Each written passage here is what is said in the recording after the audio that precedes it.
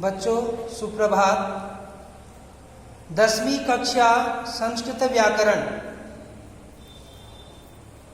आज आपको संस्कृत व्याकरण के अंतर्गत संधि कार्यम में पढ़ाया जाएगा।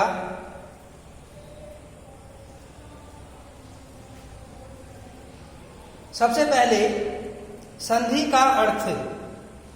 संधि का अर्थ, संधि किसे कहते हैं?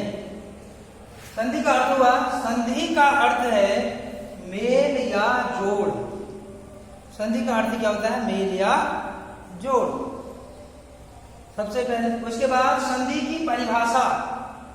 दो वर्णों के मेल को संधि कहते हैं। परिभाषा क्या हुई संधि की? दो वर्णों के मेल को संधि कहते हैं। उसके बाद संधि के भेद। संधि के 3 भेद होते हैं। सबसे पहला स्वर अच संधि, दूसरा व्यंजन हल संधि, तीसरा विसर्ग संधि। और पहला जो स्वर अच संधि है, इसे स्वर भी लिखा है और कोष्ठक में अच भी लिखा है। इसे अच क्यों कहते हैं? कई लोग के मन में प्रश्न होगा, स्वर अच संधि, जब यहाँ स्वर लिखा है तो अच क्यों लिखा है? जितने भी स्वर वर्ण हैं, जो भी स्वर वर्ण हैं, वह सभी जो है अच प्रत्याहार के अंतर्गत आते हैं। जितने भी स्वर वर्ण हैं वो सभी जो है आपके अच प्रत्याहार के अंतर्गत आते हैं, इसलिए इसको स्वर अच संधि कहते हैं। नंबर 1 व्यंजन हल संधि। व्यंजन संधि को हल संधि भी कहते हैं। जितने भी व्यंजन वर्ण हैं, समस्त व्यंजन वर्ण हल प्रत्याहार के अंतर्गत आते हैं, इसलिए इसे हल संधि भी कहा जाता है। जैसे स्वर संधि को अच संधि कहते हैं, क्योंकि सभी स्वर जो है अच प्रत्याहार के अंतर्गत आते हैं, इसलिए इसे अच संधि कहते हैं। और समस्त व्यंजन जो है हल प्रत्याहार के अंतर्गत आते हैं, इसलिए इसे हल संधि कहते हैं। उसके बाद है विसर्ग संधि। स्वर संधि। स्वर संधि किसे कहते हैं? स्वर के साथ स्वरों के मिलने से, स्वर के साथ स्वरों के मिलने से जो परिवर्तन होता है उसे स्वर संधि कहते हैं। ठीक है, स्वर के साथ स्वरों के मिलने से जो परिवर्तन होगा उसे स्वर संधि कहते हैं। जैसे उदाहरण यहां देख लीजिए, लिखा हुआ है हिम धन आलयः। हिम, ही म की अंतिम ध्वनि क्या है? अ है। यहाँ अ है, अ के बाद क्या है? अ के बाद आया है, तो यहाँ बन गया हिम धन आलय। अ और आ के बीच में संधि हुई तो हो गया हिम धन आलयः, हिमालयः। ठीक है, इस प्रकार से स्वर के साथ स्वरों के मिलने से जो परिवर्तन होता है उसे स्वर संधि कहते हैं। स्वर संधि के भेद। स्वर संधि के प्रमुख 6 भेद होते हैं। ठीक है, वैसे संधि के भेद तो 8 हैं, लेकिन प्रमुख कितने होते हैं? 6। सबसे पहला भेद है इसमें दीर्घ संधि, दूसरा है यण संधि, तीसरा है गुण संधि, चौथा है वृद्धि संधि, पांचवा है अयादि संधि, छठा है पूर्व रूप संधि। ठीक है, ये हो गया आपके संधि, दीर्घ संधि या आपके स्वर संधि के भेद। वो सब स्वर संधि के भेद में जो सबसे पहले आता है वो है दीर्घ संधि। और दीर्घ संधि का सूत्र होता है अकः सवर्णे दीर्घः। क्या हुआ? अकः सवर्णे दीर्घः। ठीक है, तो आप ये कहेंगे अकः क्या है? ठीक है, अक है प्रत्याहार। अक क्या है? प्रत्याहार।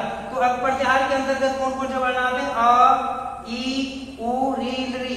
ठीक है, ये सब जो है अक प्रत्याहार के वर्ण क्या आते हैं। अकः सवर्णे दीर्घ। जब अक कहता है, जब अक प्रत्याहार वर्णों के बाद कोई सवर्णे बना समान वर्ण है, अकः अक प्रत्याहार वर्णों के बाद सवर्णे कोई समान वर्ण आता है तो दीर्घ हो जाता है। ठीक है, तो आपको पहले भी ये बताया गया है।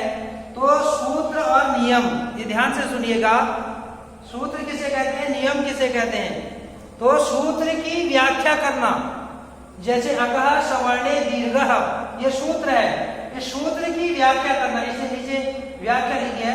सूत्र की व्याख्या करना जो है नियम कहलाता है। सूत्र की व्याख्या करना क्या कहलाता है? नियम। और ये जो नियम है, ये नीचे नियम लिखा हुआ है, इस नियम को संक्षिप्त करना, ठीक है, नियम को संक्षिप्त करना क्या कहलाता है? सूत्र। समझ में आ गया? तो कहता है सूत्र की व्याख्या करना नियम कहलाता है, और कहता है नियम जो है, नियम को संक्षिप्त करना सूत्र कहलाता है।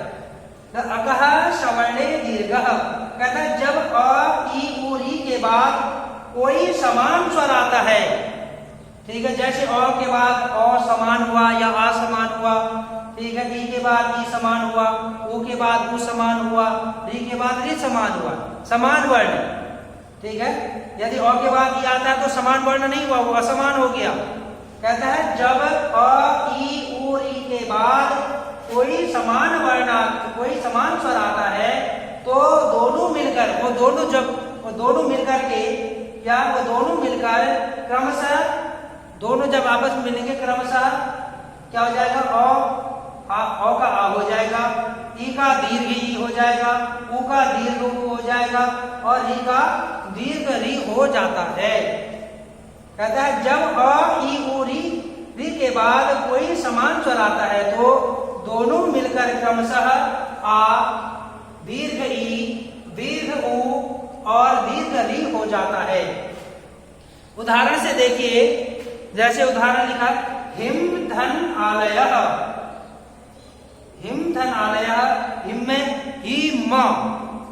हिम, तो इसकी जो अंतिम ध्वनि है वो म है, अ है, अंतिम ध्वनि क्या है? अ, और यहाँ आ है। ये दोनों को मिलकर के क्या हो जाएगा? आ हो जाएगा। अब आप कई लोग सोचेंगे यहाँ म है, ये तो ठीक है, यहाँ आ है, लेकिन आ गया कहाँ? ये होता क्या है? संधि का संधि का एक ये परिभाषा है, जब ये दोनों वर्ण बीच में संधि होती है, जो बाद वाला वर्ण होता है वो पूर्व वाले वर्ण में जुड़ जाता है। जैसे ये म है, म में आ की मात्रा जोड़ेंगे तो क्या हो जाएगा? मा हो जाएगा, तो आ का लोप हो जाएगा तो बन गया हिमालयः। ऐसे रवि धन इंद्रः, रवि इंद्रः, ये ई का, दोनों ई को मिलकर दीर्घ ई हो गया, तो दीर्घ ई व में जुड़ जाएगा तो हो जाएगा रविंद्रः। ऐसे ही भानु धन उदयः, उ और उ को दीर्घ उ हो गया, और इस उ का लोप हो गया तो बन जाएगा भानुदयः। मातृधन ऋणम, मातृणम, री का दीर्घ, तो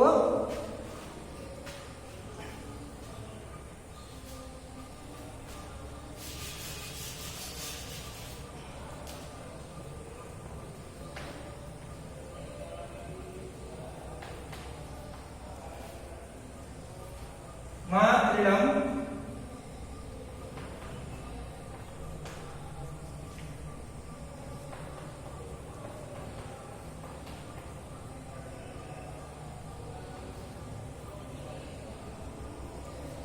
ये हो गया, ठीक है। तो इसलिए इसको आपको ध्यान से पहले सुनना है, सब सुन रहे समझना है,